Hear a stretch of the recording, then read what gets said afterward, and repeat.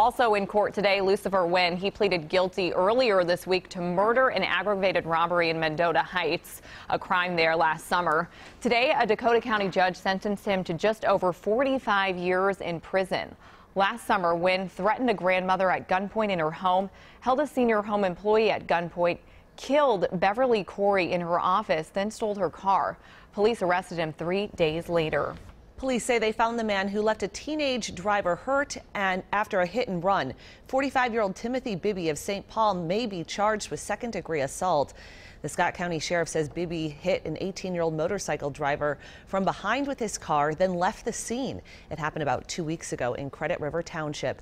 Grant Skluzacek of Prior Lake suffered cuts on his arms and legs. A GoFundMe page has been set up to help with his medical expenses and to replace his motorcycle. We have a link to it at WCCO.com.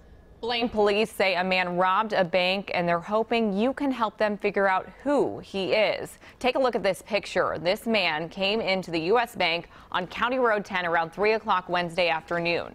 He had a note saying he had a weapon, but no one actually saw it. They say he has tattoos on his hands and was wearing this jacket with the number 4 on the back. If you have any information, please call Blaine police. Plumes of smoke are rising from the center of Kilauea volcano in Hawaii. Explosions from the crater could soon throw giant boulders and ash miles into the air. Scientists say a massive explosion would shut down air traffic and put people nearby in danger. Hawaii's governor is asking President Trump to declare a state of disaster there. Nearly 2,000 people have been forced to evacuate and dozens of buildings have been destroyed. Thousands of fake ads meant to influence the 2016 presidential election are now public. The House Intelligence Committee says Russian agents created them and posted them on Facebook. The most successful fake ad was this one promoting a group called Back the Badge, claiming to support police officers. Lawmakers say it managed to fool more than 1 million people. That single page pushed out more than 80,000 posts focused on divisive issues in the United States. Senator Amy Klobuchar is pushing a bill that would ensure political ads are sold online are covered by the same rules as ads sold on TV, radio, and in print. Well, it's been another cool day after we saw some rain showers. The WCCO weather watcher is blue. That means a cool down is sticking around for me and you. Molly Rosenblatt is in the WCCO Weather Center with a first look at our forecast. And Molly, this cool down is only temporary. Yes, it will be short-lived, but we will be running more than 15 degrees below average today. We saw that rain mainly to the south of us. Easterly flow kept things dry for us here in the metro, but these are our latest weather watcher rain totals from right along the I-90 corridor. Jackson, Richard reporting 1 inch and 8/10 of an inch.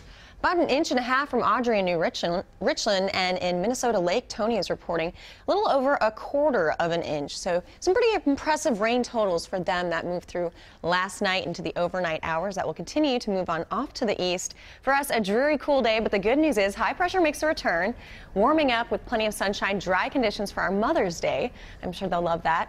And we'll talk about when we climb into the 80s. We all love that. Thank you, Molly. You bet. The Minnesota DNR says the cold start to the fishing season could make it a dangerous one. Many lakes have only been ice-free for a week or two, meaning the water will be very cold, and more than 30% of all boating fatalities in the state happened in cold water. Cold shock happens within the first 2 to 3 minutes of hitting the water.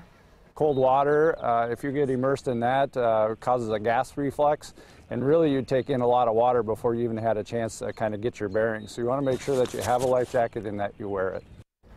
On the plus side, the DNR says the cold water could help anglers. They think many fish will stay closer to the shoreline and shallow parts of the lakes. You'll want to plan ahead if your drive to the lake brings you through Minneapolis. In the Twin Cities, both directions of Interstate 94 will be closed between Minneapolis and Brooklyn Center this weekend. Also, westbound 394 is closed from downtown to Highway 100.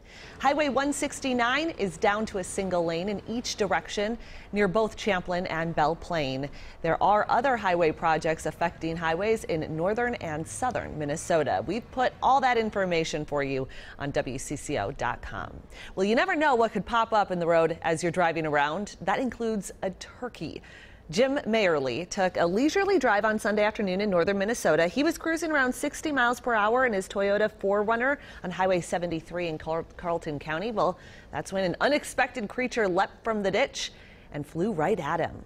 So this bird hopped, and I assumed that he was going to do this, but in fact he hopped, and then all of a sudden I saw he was coming towards me. Wow. And I thought, there's no way I'm not going to hit this bird.